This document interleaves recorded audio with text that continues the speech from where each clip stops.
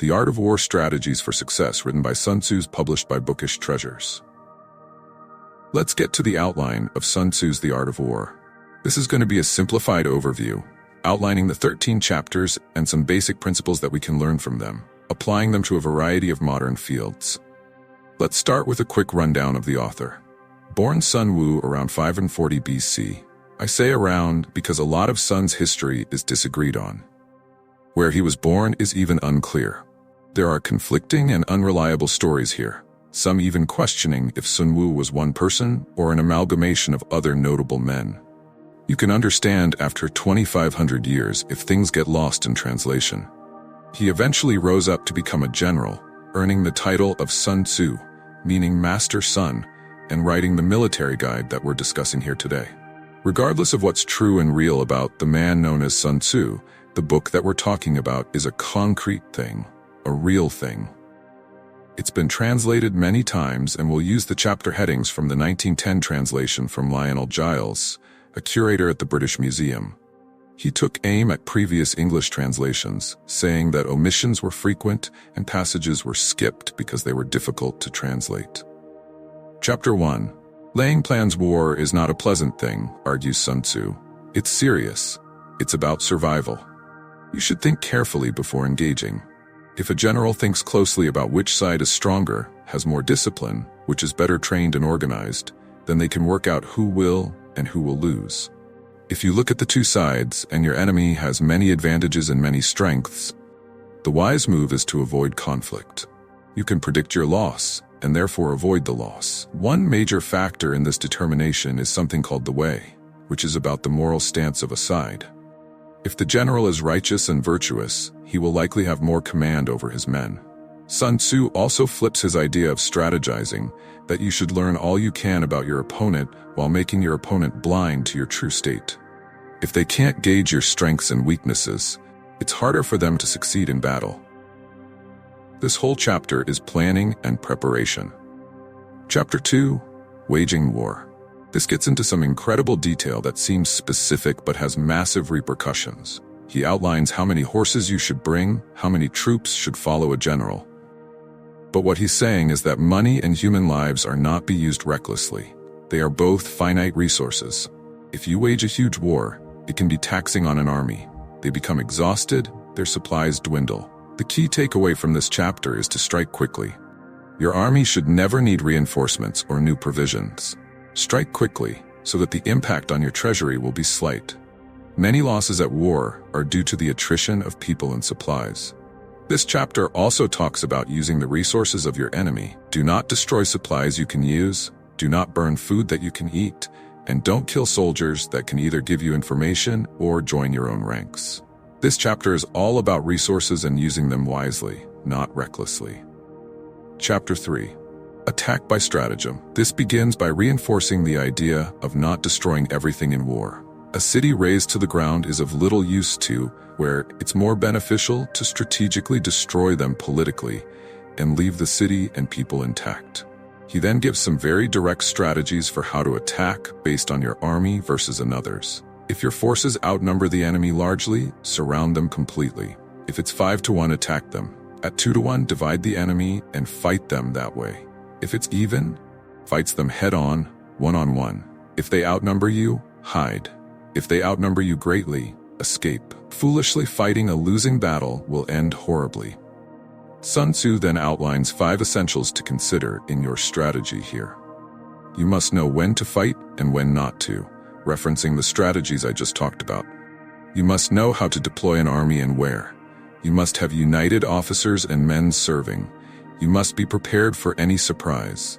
And lastly, you need a general who can make his own decisions without political leaders interfering, without expertise. None of them essentials talk about more men or more technology. It's about strategy and preparation. He said if you know the enemy and know yourself, you need not fear the result of 100 battles. If you know yourself but not the enemy, for every victory gained, you will also suffer a defeat. If you know neither the enemy nor yourself, you will succumb in every battle. Chapter 4. Tactical Dispositions. This chapter is all about when to advance and force a battle. To attack, you become vulnerable, but to defend is to become invulnerable. The idea of yin and yang is played into here, with an ebb and flow based on your choice to advance or not. Sun Tzu even evokes imagery of moving under the earth when defending and striking from the heavens when attacking. There's also the focus on a quick and decisive attack, that some fights may never take place on a battlefield if fought correctly. A skillful general seeks victory, not battle.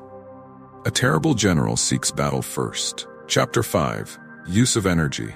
Managing a massive army is just as managing a small one, but Sun Tzu focuses on dividing them up and knowing each of their purposes.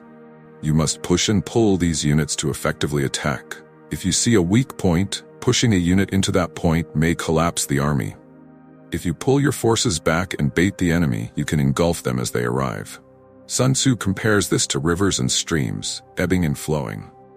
Every directive to your army is either direct action or an indirect. There's really nothing else, he affirms. How you use your army connects to Chapter 6, Weak Points and Strong, or Strengths and Weaknesses. In your preparation, you want all the circumstances to favor you and your army. If you arrive in battle first, your men rest and wait, defending their ground. If you arrive in battle second, your troops are already tired from marching and now must fight. Force your opponent into weakness. A strong army must eat, so how can you starve them? An army that is steadfast and unmovable, how can you force their hand to make them adjust? The defender must defend all lines, making every part weaker, so the general of an army must make a point to attack only a few points with all their might. All of this relies on the plan being secret. Otherwise, the defender would defend only those points. Secrecy is key. Chapter 7. Focuses on maneuvering. This is the strategy of making commands and orders of a physical army. If you force your army to march for 30 miles, you'll lose men for all sorts of reasons. There's a balance between pushing them to gain an advantage and then pushing them too far. Early I mentioned getting to the battle first. That's useful if your entire army arrives at all. He says commanding a force that listens and obeys is one thing, whereas trying to command a force that's disobedient can bring you to ruin. There's a story about Sun Tzu where he's challenged to train an army out of concubines, seemingly impossible. He gives an order, they laugh and carry on. He then executed 2 of the king's favorite concubines. Now, everyone listened and maneuvered exactly as directed. In this chapter, he's saying that a force must listen to the general because it's chaos if they don't. He also talks about how to give these orders here. If it's nighttime, use torches. If you manage many, use drums when your voice can't carry. This speaks to communicating differently in different circumstances. Sun Tzu even brings up which troops you should focus on. The men who are sharpest need very little help, but the slow and homesick, the general can greatly affect and improve morale. Find weaknesses in your own men, in your structure, in your processes, and try to avoid them or strengthen them before you arrive in battle. Chapter 8. Variation of tactics. Circumstances sometimes call for different tactics and different choices. There are cities you should not attack, there are roads you should not take. In your preparation, you see that some choices will be catastrophic. These tactics all come from the general, and there are 5 major ways that a general can fail when deciding tactics. Being reckless and impatient leads to destruction. Cowardice and fear lead to eventual capture. A hasty temper means one can be baited and provoked. A high standard of honor means one might be susceptible and sensitive to shame. Lastly, excessive compassion for the troops might make a general second-guess his decisions and worry about them, as opposed to focusing on victory alone. Sun Tzu claims that whenever an army is defeated or a leader is slain, one of these 5 faults is to blame. Chapter 9. The Army on the March. He gives some very specific instructions here, including to camp in high places facing the sun, to always have the high ground when facing your opponent, but don't expend your energy marching uphill needlessly. When fighting near a stream or river, let the enemy try to advance all the way through and expend their energy, as opposed to rushing to meet them. How your opponent rushes to face you tells you of their situation. If they wait for you to approach, they have strong defenses and might see some obstacles for you to overcome. If they're approaching, look for signs, such as trees moving and animals running scared. High dust in the distance might mean horses, while low dust might mean walking troops. Also be aware that you're giving off these signals as well as your army travels. Chapter 10, Classification of Terrain, literally lays out for the general how to read the terrain and the benefits of fighting in each. Accessible terrain is terrain that anyone can traverse easily. The advantage goes to the general, who can secure a high ground before the opponent arrives and has sufficient supplies to last throughout. Entangling ground means it's easy to move forward to secure new land, but it's difficult to backtrack or retreat. Make sure your enemy is vulnerable before moving forward. In deadlock terrain, or temporizing as the direct translation, there is no advantage for either side. If you can back out and make the enemy advance into this terrain, you should be able to strike with advantage. Enclosed terrain is usually a narrow passage with very little options. If you get to this location first, you can block it or ambush. If the enemy garrisons this space, only advance if you're confident that it's weakly protected. If you come upon terrain that is rocky and has high peaks and low valleys, you should secure the high peaks first. If your enemy has the high ground, retreat and forces them to leave these advantages if they wish to pursue. In this same chapter, Sun Tzu outlines some non-natural factors that a general must look out for, which can cause harm to the army. If the enemy outnumbers you 10-1, your army will fly in fear or retreat. When the army troops are strong-willed and determined, yet the officers incompetent, the result will be the troops not listening to the officers. If it's reversed, with strong, competent officers and weak soldiers, the result is decay and defection. If the officers act without command from the general, the army will collapse. Disorganization occurs when the general can't articulate his plans, so the army doesn't move like one. When the general chooses to pit a weak army or a weak detachment against a much stronger one, the only option is retreat or defeat. The best generals know the terrain, know their army, and know which difficulties they will face. Here are the keys to success as outlined by Sun Tzu. If a ruler says not to fight, but a competent general sees that victory is clear, they should fight. The same is true if a ruler says to fight, but defeat is certain, then do not fight. A good general makes decisions without seeking fame or fearing blame. A general cannot be confident if any factor of the battle is unsure. If the terrain is unclear, victory is not certain. If he does not know his soldiers, victory is not certain. He is confident with his movements, as any doubt can sow doubt in the troops. Chapter 11. 9 situations. These are situations that an army might find themselves in, not entirely reliant on the physical ground they're on. The dispersive ground is when a general fights in his own homeland on familiar ground. You may have the advantage, but the damage may be done to your own supplies and property, so be wary. The facile ground is when you've broken into enemy territory, so you should not slow down. You don't have the advantage, but you haven't gained much, so you must fight on. The contentious ground is when either side can gain a great advantage by taking a particular place, so move forward but don't engage too aggressively until you have a clear advantage, otherwise you might lose a key victory. Open ground means that both armies have complete freedom. Therefore, it's wise to not try to stop the enemy's movement. You have no terrain to support you. There's intersecting ground where multiple states or constituents have an interest. This is your chance to make allies and not enemies. When you're on heavy ground, it means you've made much progress and there are entire cities behind you. This is your chance to plunder and restock with so many resources available to you. You may run into the intractable ground or difficult ground, which means it is full of marshes and forests and hard to get through the terrain. In this instance, you must keep moving to get out of that disadvantage. You must also look out for enclosed or hemmed-in ground, which is twisty and narrow and leaves you vulnerable. In these instances, continuously keep an eye open and remain vigilant. Lastly, we have desperate ground, or some call it death ground, where you are merely trying to survive and you must fight with every ounce of your being.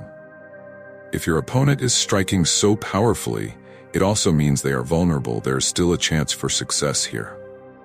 Chapter 12. The attack by fire focuses on weapons of war, though weapons at the time were very different.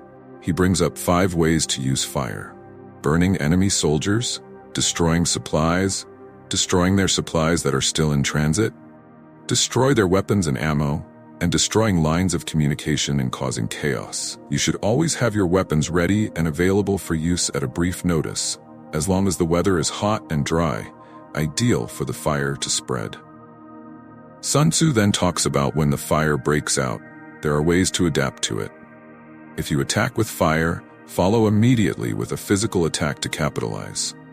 If you attack and there's no response from the opposing army, it may mean that something isn't as it seems. They may be baiting you, they may have been prepared, so wait and watch as the fire continues to spread. When the fire reaches its greatest peak is when you should attack. Do not wait for it to go out. If you can start a fire from inside the camp, that's beneficial, as opposed to trying to attack from outside. Always be upwind when starting fires, and remember that nighttime fires likely die quicker than daytime fires. If the fire seems too risky or destructive, using water as a weapon, if the terrain allows, can also be a clever move. Though here he's saying fire, I think these ideas can be transferred to other modern machines of war as well. Chapter 13. The use of spies. Early on in these tips, Sun Tzu brought up the idea of preparation and knowing your enemy. That's not always easy, so in this chapter he emphasizes using men who know the enemy and sorts them into 5 types. Local spies live in the opposing nation or group. Internal spies are actually within the enemy structure or government, and double agents are spies sent to find you that you have turned to your cause instead. There is a thing called doomed spies, or dead spies in some translations, that exist to pass on false information to your enemy. So they might make your enemy think you are starving or taking a route that you're not actually taking. And lastly, we have live spies, who infiltrate and then return to your ranks with information, though aren't from that camp. Sun Tzu says that these intelligence gatherers should be the best paid and best treated, as this wisdom is key to winning a victory, especially a bloodless one. Every move that a general makes is based on this intelligence. So now we've covered the 13 chapters and what Sun Tzu had to say about the art of war. There are many ways that these tactics can be used today, especially in business circles. How you run a business and compete with other businesses is an obvious parallel. Intelligence is key. Preparation can defeat seemingly insurmountable odds, and knowing which battles to fight. Down in the comments, I want you to share some ways that you've seen some of these tactics play out in your life, either in work, in your personal life, or somewhere else. In this video, we have discussed the key concepts of the art of war by Sun Tzu. We have learned about the importance of knowing your enemy, using deception, and adapting to changing circumstances. We have also discussed the importance of knowing your own strengths and weaknesses. I hope this video has been helpful in giving you a better understanding of the art of war. If you have any questions, please feel free to leave a comment below. Thank you for watching.